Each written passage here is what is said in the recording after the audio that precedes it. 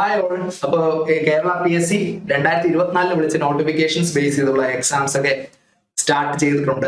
അപ്പോൾ നമ്മുടെ engineering based ആയിട്ടുള്ള ടെക്നിക്കൽ എക്സാംസും സ്റ്റാർട്ട് ചെയ്യുന്നു. നമ്മുടെ ഫെബ്രുവരിയിലെ കലണ്ടർ വന്നിട്ടുണ്ട്. ഫെബ്രുവരിയിലെ കലണ്ടർ അനുസരിച്ച് ഇലക്ട്രിക്കൽ എഞ്ചിനീയർ യൂണിവേഴ്സിറ്റീസ് എക്സാമിന്റെ ഡേറ്റ് വന്നിട്ടുണ്ട്. ഫെബ്രുവരി 20 യൂണിവേഴ്സിറ്റി ഫെബ്രുവരി 20 യൂണിവേഴ്സിറ്റി ഇലക്ട്രിക്കലിന്റെ എക്സാം ഡേറ്റ്. കൺഫർമേഷൻ കൊടുക്കാനായിട്ട് നിങ്ങൾക്ക് എല്ലാവർക്കും നോട്ടിഫിക്കേഷൻ വന്നിട്ടുണ്ടാവും. അപ്പോ ഈ എക്സാമിലേക്കായിട്ട് നമ്മൾ ഒരു എന്താ പറയാ മികച്ച രീതിയിലുള്ള ഒരു പ്രിപ്പറേഷൻ ആവശ്യമാണ്. കാരണം കോൺസിക്യൂട്ടീവ് ആയിട്ട് ഈ ടെക്നിക്കൽ എക്സാംസ് വരുന്നുണ്ട്. അപ്പോൾ ഇതിനൊക്കെ സിലബസും സിമിലർ ആയിട്ടാണ് വരുന്നത്. അപ്പൊ ഇതിന് നല്ല രീതിയിലുള്ള ഒരു കോമ്പറ്റീഷൻ വരുന്നുണ്ട്. അപ്പൊ ഈ കോമ്പറ്റീഷൻ നമ്മൾ മുന്നിലേക്ക് വരണമെങ്കിൽ നല്ല രീതിയിലുള്ള പ്രിപ്പറേഷൻ ആവശ്യമാണ്. അപ്പൊ ഇൻഡിവിജ്വൽ ആയിട്ട് നിങ്ങൾ പ്രിപ്പയർ ചെയ്യുന്നതിനൊപ്പം ഒരു ആൾ സപ്പോർട്ട് ചെയ്യാൻ കൂടെ ഉണ്ടെങ്കിൽ വളരെ നന്നായിരിക്കില്ലേ. അങ്ങനെ ബിടെക് ട്യൂട്ടേഴ്സ് നിങ്ങൾ സപ്പോർട്ട് ചെയ്യാൻ ഇവിടെ റെഡിയാണ്. അപ്പൊ നമ്മൾ ഒരു ക്രാഷ് കോഴ്സ് യൂണിവേഴ്സിറ്റി ഇലക്ട്രിക്കലിന്റെ ഒരു crash course BTech tutor provide ചെയ്യുന്നുണ്ട്. അപ്പോൾ ആ കോഴ്സ് നിങ്ങൾ അറ്റൻഡ് ചെയ്ത് കഴിഞ്ഞാൽ ഇപ്പൊ വിളിച്ചിട്ടുള്ള 3 വേക്കൻസിയാണ്.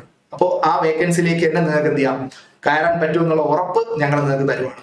അപ്പോൾ നമുക്ക് എല്ലാവർക്കും ഒരുമിച്ച് വർക്ക് ചെയ്ത് എന്ത് ചെയ്യാം, ഈ വേക്കൻസി നമുക്ക് ഓരോരുത്തർക്കുമായിട്ട് ഫില്ലാക്കാം. അപ്പൊ നോക്കാം, ഇതിന്റെ നോട്ടിഫിക്കേഷൻ നമ്മൾ നോക്കിയാൽ ഇവിടെ കാറ്റഗറി 70/2024 70/2024 കാറ്റഗറി നമ്പർ വരുന്ന വിജ്ഞാപനമാണ്. അതിലെ ഇപ്പോ നോട്ടിഫിക്കേഷൻ നോക്കി നമുക്കറിയാം എത്ര വേക്കൻസിയാണ്. 3 വേക്കൻസി മാത്രമേ ഇപ്പോൾ റിപ്പോർട്ട് ചെയ്തിട്ടുള്ളൂ. സിവിലും മെക്കാനിക്കലും എല്ലാം ഇതുപോലെ തന്നെ വളരെ കുറച്ച് 2, 3, 1 വേക്കൻസികൾ മാത്രം വെച്ച് റിപ്പോർട്ട് ചെയ്തതാണ്. ഇപ്പോ 10, 15, 20 വേക്കൻസി 20 എന്താ പറയാ നമുക്ക് അപ്പോയിന്റ്മെന്റ് അവര് അഡ്വൈസ് പോയിട്ടുണ്ട്. അഡ്വൈസ് പോയിട്ടുണ്ട്. അതായത് യൂണിവേഴ്സിറ്റികളിലേക്ക് റീസെന്റ് ആയിട്ടാണ് നമ്മൾ PSC വഴി റിക്രൂട്ട്മെന്റ് അവർ സ്റ്റാർട്ട് ചെയ്തത്. സോ അതുകൊണ്ട് തന്നെ അഡ്വൈസ് ഇപ്പൊ റിപ്പോർട്ട് ചെയ്ത വേക്കൻസി നോക്കണ്ട. ഇത് വെറ്ററിനറി സർവകലാശാലയും അഗ്രികൾച്ചർ യൂണിവേഴ്സിറ്റിയുടെ 2 വേക്കൻസി മാത്രമേ ഇതിനകത്ത് വരുന്നുള്ളൂ. ബാക്കി കേരളത്തിലെ യൂണിവേഴ്സിറ്റീസ് ഇനി റിപ്പോർട്ട് ചെയ്യാനിരിക്കുന്നതേ ഉള്ളൂ വേക്കൻസീസ്. അപ്പോൾ 3 വേക്കൻസി മാത്രം കണ്ടുകൊണ്ട് എക്സാം എഴുതാതിരിക്കാൻ ആരും നോക്കണ്ട, എഴുതുക. ഒരുപാട് വേക്കൻസി ഇനി റിപ്പോർട്ട് ചെയ്യാനായിട്ട് ഉണ്ട്. അപ്പോൾ സാലറി സ്കെയിൽ നോക്കൂ, വളരെ നല്ലൊരു സാലറി സ്കെയിലാണ്. 55,200 മുതൽ 1,15,300 വരെയാണ് സാലറി സ്കെയിൽ വരുന്നത്. അസിസ്റ്റന്റ് എഞ്ചിനീയറിന്റെ സാലറി സ്കെയിൽ നമ്മുടെ യൂണിവേഴ്സിറ്റികളിലാണ്. KCB പോലത്തെ സിലബസ് തന്നെയാണ്. പോസ്റ്റും സിമിലർ ആണ്. സാലറി സ്കെയിലും സിമിലർ ആയിട്ടാണ് വരുന്നത്. അപ്പോൾ ഈ വേക്കൻസി 3 കണ്ട് മാത്രം നിങ്ങൾ മടിച്ചു നിൽക്കേണ്ട. ഉടനെ തന്നെ എന്ത് ചെയ്യാം, പ്രിപ്പറേഷൻ സ്റ്റാർട്ട് ചെയ്യാം. ബിടെക് ട്യൂട്ടർ നിങ്ങളോടൊപ്പം തന്നെ ഉണ്ട്. അപ്പോൾ 3 വേക്കൻസി ഇനിയും ഇൻക്രീസ് ചെയ്യും. എബൌട്ട് 10-ലധികം വേക്കൻസി, ഏകദേശം 20ഓളം വേക്കൻസികൾ എന്തായാലും ഉറപ്പായി ജനറേറ്റ് ചെയ്യുന്നതായിരിക്കും.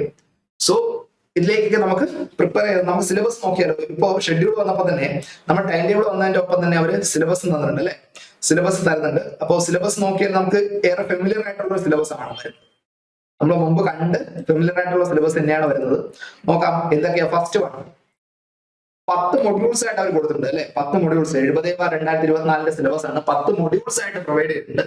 ഈ 10 മൊഡ്യൂൾസിലും ഫസ്റ്റ് ഇലക്ട്രിക് സർക്യൂട്ട് ആണ്. ഇലക്ട്രിക് സർക്യൂട്ട് നമ്മൾ ബേസിക് പഠിക്കുന്ന network analysis, electric circuit analysis നമ്മൾ പറഞ്ഞ് പഠിക്കുന്ന ക്രിച്ചോഫ് ലോയിൽ തുടങ്ങി കപ്പിൾഡ് സർക്യൂട്ടിന്റെ analysis, then generation of alternating voltage and current, then RLC circuits, series resonance, അതിന്റെ പവർ ബാൻഡ് വിഡ്ത്ത്, പാരലൽ സർക്യൂട്ടിന്റെ റെസൊണൻസ്, അതൊക്കെ എന്ത് ചെയ്യുന്നുണ്ട് ഇതിനകത്ത്. ആദ്യത്തെ മൊഡ്യൂളിനകത്ത് വരുന്നതാണ് ബേസിക് ഇലക്ട്രിക്കൽ എഞ്ചിനീയറിംഗ് അല്ലെങ്കിൽ ബേസിക് സർക്യൂട്ട് അനാലിസിസ് എന്ന് പറയുന്ന ആ ടോപ്പിക്കിനകത്ത് ഇലക്ട്രിക് സർക്യൂട്ട്. അതിൽ നിന്ന് 10 മാർക്കിന് ചോദിക്കുന്നുണ്ട്. ഇപ്പൊ നമുക്ക് മാർക്ക് ഡിസ്ട്രിബ്യൂഷൻ ഇപ്പോഴത്തെ ക്വസ്റ്റ്യൻ പേപ്പർ കണ്ടാൽ അറിയാം അല്ലെ, തന്നിരിക്കുന്ന സിലബസ് അനുസരിച്ച് പ്രോപ്പർ ആയിട്ടുള്ളൊരു മാർക്ക് ഡിസ്ട്രിബ്യൂഷൻ വരുന്നുണ്ട്. പക്ഷെ കുറച്ച് ക്വസ്റ്റ്യൻസ് എന്ത് ചെയ്യാം, ചിലപ്പോൾ സിലബസിന് പുറത്ത് എന്ത് ചെയ്യാം വരാം. അതായത് ആ ടോപ്പിക്ക് തന്നിരിക്കുന്ന ടോപ്പിക്കിൽ നിന്ന് മാത്രമല്ല, നമ്മൾ ഇലക്ട്രിക്കൽ എഞ്ചിനീയറിംഗിൽ നമ്മൾ ബിടെക്കിൽ പഠിച്ചിട്ടുള്ള ടോപ്പിക്സിൽ നിന്ന് ഏതൊന്ന് വേണം ക്വസ്റ്റ്യൻസ് വരാം.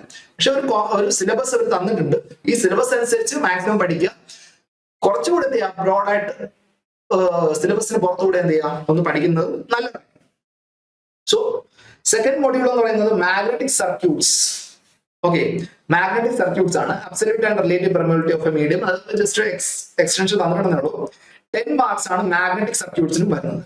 അതായത് മാഗ്നറ്റിക് ഫീൽഡ്, ഇലക്ട്രോമാഗ്നറ്റിക് തിയറി എന്നോ ഇലക്ട്രോമാഗ്നറ്റിക് ഫീൽഡ് എന്നോ പറഞ്ഞ് നമ്മൾ പഠിച്ചിട്ടുള്ള പേപ്പറിന്റെ അതിനകത്ത് വരുന്ന ടോപ്പിക്സ് ആണ് വരുന്നത്. Magnetic field strength, magnetic potential, relation between magnetism and electricity, series and parallel magnetic circuits, then materials, magnetic materials, Faraday's law of electromagnetic induction. വളരെ ഇമ്പോർട്ടന്റ് ആണല്ലേ, നമ്മുടെ മെഷീൻസിന്റെ ബേസിക് ആണ് Faraday's law of electromagnetic induction. ഇപ്പൊ സർക്യൂട്ട്സും machine electromagnetic ഫീൽഡും കൂടെ എന്താണ്, സർക്യൂട്ട്സും electromagnetic ഫീൽഡും തരുന്നത് ബേസ് ഏതിന്റെ ബേസ് ആണ്, ഇലക്ട്രിക്കൽ മെഷീൻസിന്റെ ബേസ് ആണ് സർക്യൂട്ടും ഇലക്ട്രോമാഗ്നറ്റിക് ഫീൽഡും തരുന്നത്. സോ അതിൽ തന്നെ ഇത് രണ്ടിന്റെയും കമ്പൈൻ ചെയ്ത് കഴിഞ്ഞാൽ ഈ രണ്ടിന്റെയും കോൺസെപ്റ്റ്, ഈ രണ്ട് ബേസിക് കോൺസെപ്റ്റും വളരെ ക്ലിയർ ആയിട്ട് അണ്ടർസ്റ്റാൻഡ് ചെയ്ത് കഴിഞ്ഞാൽ നമുക്ക് ഏതിലേക്ക് പോകാൻ പറ്റും, DC ജനറേറ്റേഴ്സ് എന്ന് പറയുന്ന ടോപ്പിക്കിലേക്ക് പോകാൻ പറ്റും. DC ജനറേറ്റേഴ്സിൽ നമ്മൾ എന്താ പഠിക്കുന്നത്, ടൈപ്സ് ഓഫ് DC മെഷീൻസ് അല്ലെ, DC മെഷീൻസ് അതായത് മോട്ടോറും DC മോട്ടറും DC ജനറേറ്ററും നമ്മൾ അതിൽ പഠിക്കുന്നത് അല്ലെ. അതിന്റെ കൺസ്ട്രക്ഷൻ ഡീറ്റെയിൽസ് വരുന്നുണ്ട്, അതും 10 മാർക്കിനാണ്. DC generator 10 മാർക്കിനാണ്. ആ DC ജനറേറ്ററിനകത്താണ് നമ്മുടെ എല്ലാ മെഷീൻസും ലിസ്റ്റ് ഔട്ട് ചെയ്തിരിക്കുന്നത് നോക്കുക. നമ്മൾ ഹെഡിങ് കണ്ടുകൊണ്ട് DC ജനറേറ്റർ മാത്രമായിട്ട് നമ്മൾ നോക്കാൻ പറ്റില്ല. എന്താണ് DC ജനറേറ്ററിനകത്താണ്. ഇപ്പൊ ഇത് ശരിക്കും ഇലക്ട്രിക്കൽ മെഷീൻസ് അല്ലെ, ഇലക്ട്രിക്കൽ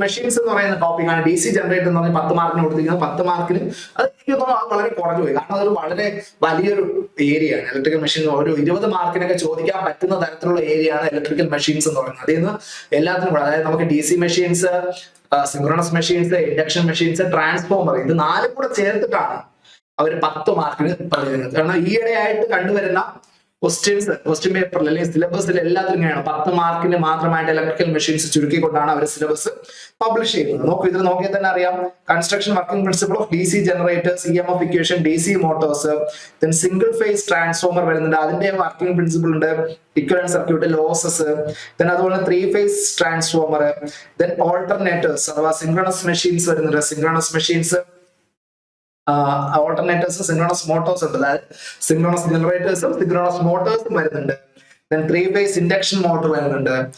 ഓക്കെ, അപ്പൊ ഇങ്ങനെ ഇലക്ട്രിക്കൽ മെഷീൻസ് മൊത്തത്തിൽ 10 മാർക്കിനേ ഉള്ളൂ എന്നുള്ള ഒരു വളരെ സങ്കടകരമായ കാര്യം മാത്രമേ ഈ സിലബസിനകത്ത് നമുക്ക് ആസ് യൂഷ്വൽ ഇപ്പോഴെങ്ങനെയാണ് നമുക്ക് സിലബസ് ജനറലി സ്റ്റാൻഡേർഡ് ആയിട്ട് വരുന്നത് അല്ലേ.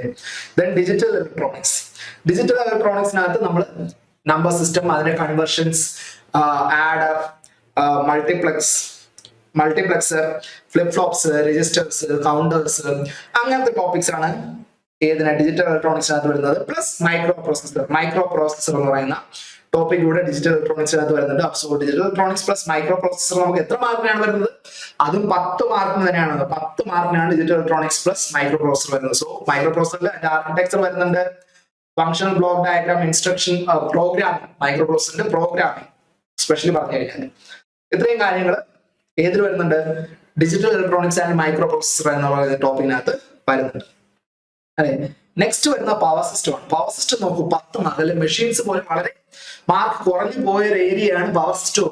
10 മാർക്ക് അല്ലെ, ഒരു 20 മാർക്ക് നമുക്ക് എന്ത് ചെയ്യാം, പവർ സിസ്റ്റത്തിൽ നിന്നും ചോദിക്കാനുള്ള അത്രയും കാര്യങ്ങളാണ്. ഇലക്ട്രിക്കൽ എഞ്ചിനീയറിംഗിൽ മെയിൻ ആയിട്ട് വരുന്ന 2 സാധനങ്ങളാണെന്ത്, നമ്മുടെ ഇലക്ട്രിക്കൽ മെഷീൻസ് എന്ന് പറയുന്ന ഒരു കടലാണ്. അതുപോലെ തന്നെയാണ് എല്ലാത്തിലും പറയുന്ന പോലെ കേട്ടില്ലേ, കടലാണ്. സംഗീതം ഒരു കടലാണ്, സംഗീതം കടൽ പോലെയാണെന്ന് പറഞ്ഞാൽ ഇലക്ട്രിക്കൽ മെഷീനും കടൽ പോലെയാണ്, പവർ സിസ്റ്റവും കടൽ പോലെ കിടക്കുന്ന ഒരു സബ്ജക്റ്റ് ആണ്. പക്ഷേ ഇത് രണ്ടിനും 10 മാർക്കിനേ ഉള്ളൂ. ഒരു 10:1 ഒരു പ്രൊപ്പോർഷൻ മാത്രമേ അവർ കൊടുത്തിട്ടുള്ളൂ.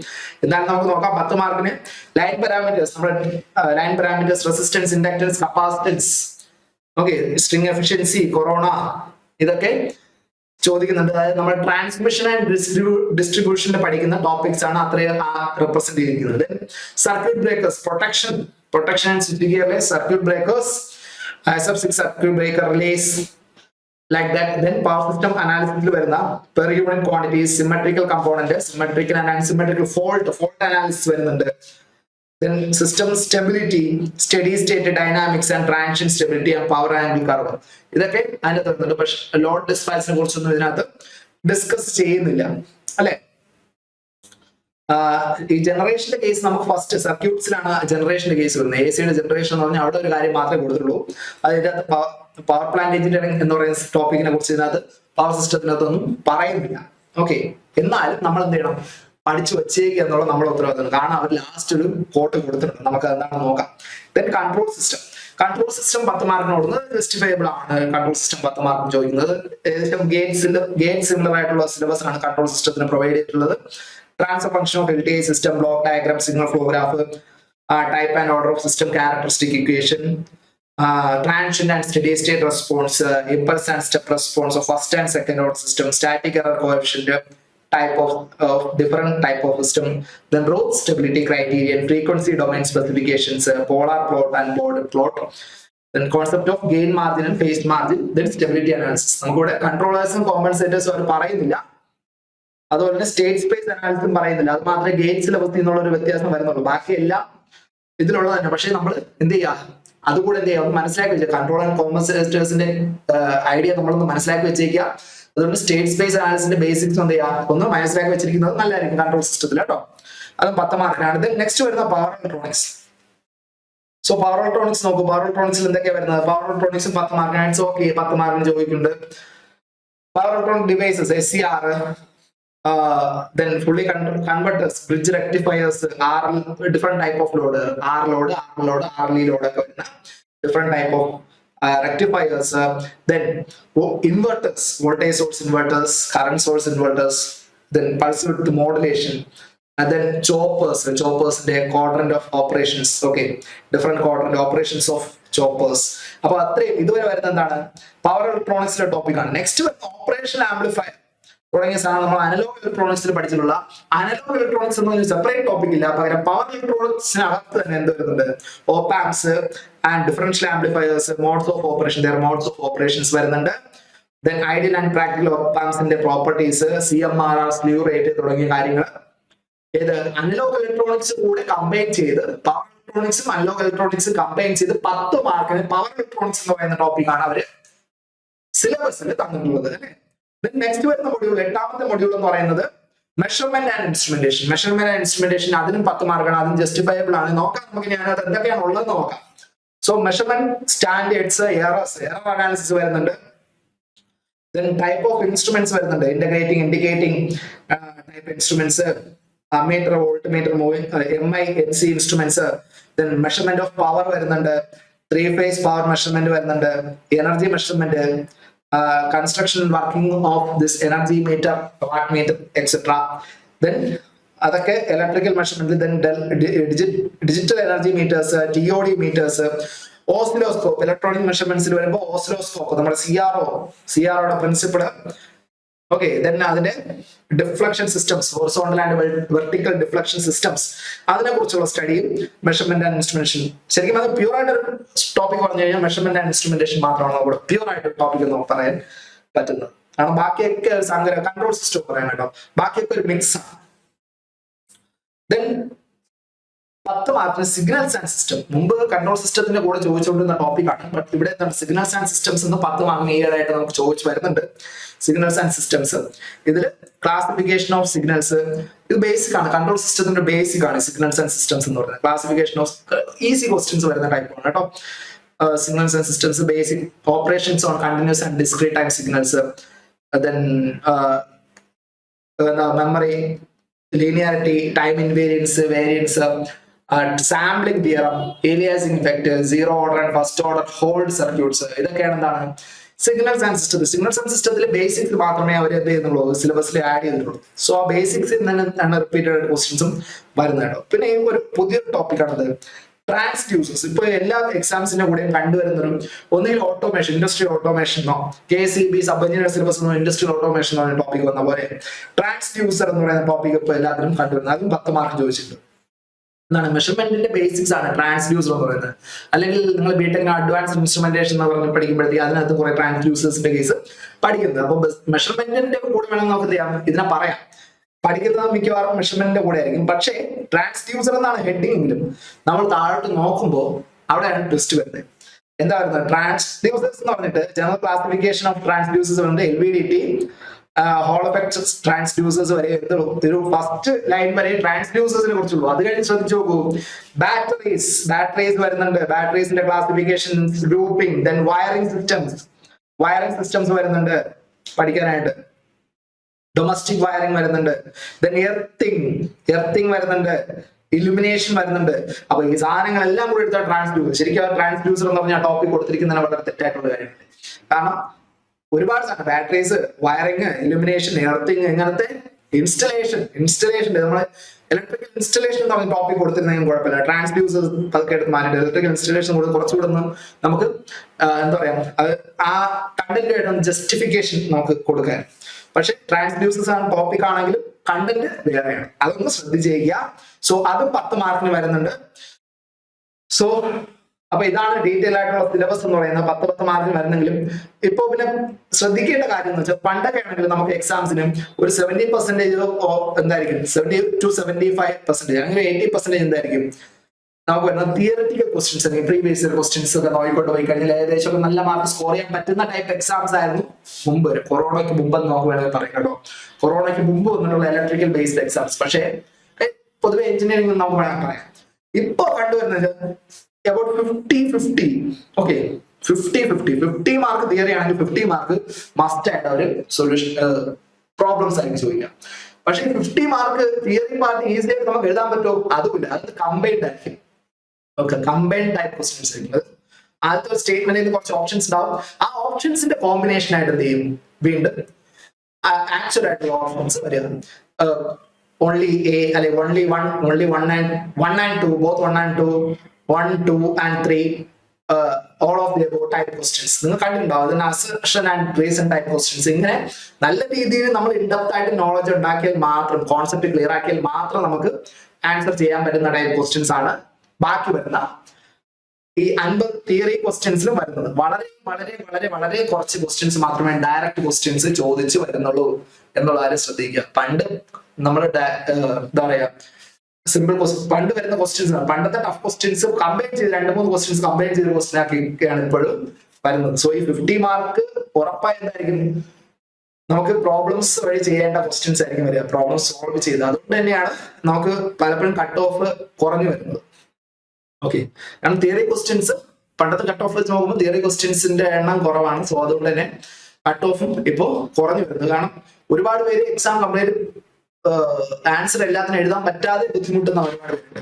ഈ പ്രോബ്ലംസിലേക്ക് സ്റ്റിക്ക് ഓൺ ചെയ്യുന്നുണ്ട്. നമ്മൾ കോൺസെപ്റ്റ് വളരെ ക്ലിയർ ആയി കഴിഞ്ഞാൽ പ്രോബ്ലംസ് നമുക്ക് ഈസി ആയിട്ട് ചെയ്യാൻ പറ്റും. തരുന്ന 1.5 മണിക്കൂറിനകത്തിന് നമുക്ക് എല്ലാ ക്വസ്റ്റിനും ആൻസർ എഴുതാൻ പറ്റുന്നതായിരിക്കും. ആ രീതിക്ക് പ്രാക്ടീസ് ചെയ്യാം. നമുക്ക് എല്ലാവർക്കും ഒരുമിച്ച് എന്ത് ചെയ്യാം, വർക്ക് ചെയ്യാം. അപ്പൊ നമ്മൾ ഈ ബിടെക് ട്യൂട്ടർ വഴി നമുക്ക് ക്ലാസ്സുകൾ, ക്രാഷ് കോഴ്സ്, എക്സാമിലേക്കുള്ള യൂണിവേഴ്സിറ്റി എക്സാമിലേക്കുള്ള ഇലക്ട്രിക്കലിന്റെ ക്രാഷ് കോഴ്സസ് നമ്മൾ പ്രൊവൈഡ് ചെയ്യുന്നുണ്ട്. സോ നിങ്ങൾ എന്ത് ചെയ്യാം, ഈ താഴെ കാണുന്ന നമ്പർ ആയിട്ടുള്ള 8848664002 കോൺടാക്ട് ചെയ്യുക, ക്രാഷ് കോഴ്സിൽ ജോയിൻ ചെയ്യുക. നമുക്ക് എല്ലാവർക്കും ഒരുമിച്ച് എന്ത് ചെയ്യാം, പൊസിഷനിലേക്ക് പ്രിപ്പയർ ചെയ്യാം. ജോലി ഉടനെ തന്നെ നേടിയെടുക്കുക. കാരണം ഇപ്പോ PSC വളരെ പെട്ടെന്ന് എന്ത് ചെയ്യുന്നുണ്ട്, എല്ലാ പ്രോസസ്സും കൊണ്ടുപോകുന്നുണ്ട്. ഷോർട്ട് ലിസ്റ്റ് ഉടനെ വരുന്നുണ്ട്. എക്സാം എഴുതി ഒരു 3 മാസത്തിന് ഷോർട്ട് ലിസ്റ്റ് വരുന്നുണ്ട്. അത് 3 മാസത്തിനകത്ത് ഇന്റർവ്യൂ നടക്കുന്നുണ്ട്. അടുത്ത് ഇന്റർവ്യൂ നടന്നു കഴിഞ്ഞാൽ 2 മാസത്തിനകത്ത് അപ്പോയിന്റ്മെന്റ് വരുന്നുണ്ട്. അപ്പോൾ ഒരു വർഷത്തിനകത്ത് ഒരു 10 മാസത്തിനകത്ത് തന്നെ റിക്രൂട്ട്മെന്റ് പ്രോസസ് ഒക്കെ PSC ഇപ്പോ ഫാസ്റ്റ് ആയിട്ട് നടത്തുന്നുണ്ട്. വൺസ് എക്സാം അനൗൺസ് ചെയ്ത് കഴിഞ്ഞാൽ ഒരു 10 മാസത്തിനകത്ത് തന്നെ അപ്പോയിന്റ്മെന്റ് ലെറ്റർ കയ്യിൽ കിട്ടുന്ന കാര്യത്തിലാണ് എന്ത് ചെയ്യുന്നത്, PSC വർക്ക് ചെയ്യുന്നത്. അപ്പൊ നിങ്ങൾ ഇപ്പോൾ വർക്ക് ചെയ്ത് തുടങ്ങിയാൽ നമുക്ക് ഒരുമിച്ച് ബിടെക് ട്യൂട്ടറിനൊപ്പം നിങ്ങൾ വർക്ക് ചെയ്യുന്ന അനുസരിച്ച് നിങ്ങൾക്ക് 2025 തന്നെ നിങ്ങൾ എന്ത് ചെയ്യും, ജോലിയിലേക്ക് കയറുന്നതായിരിക്കും എന്നുള്ള ഉറപ്പ് നമുക്ക് ഇവിടുന്ന് കിട്ടുന്നതാണ്. ഓക്കെ, സോ നമുക്ക് എല്ലാവർക്കും ഒരുമിച്ച് വർക്ക് ചെയ്യാം. സോ വീണ്ടും ഈ കോൺടാക്ട് നമ്പർ ഞാൻ ഒന്നുകൂടെ പറയാം. ഇതിലേക്ക് കോൺടാക്ട് ചെയ്യൂ. 8848664002 കോൺടാക്ട് ചെയ്യുക. ക്രാഷ് കോഴ്സിൽ ജോയിൻ ചെയ്യാം. നമുക്ക് എല്ലാവർക്കും ഒരുമിച്ച് മുന്നേറാം, പരീക്ഷ ക്ലിയർ ചെയ്യാം. Okay, thank you.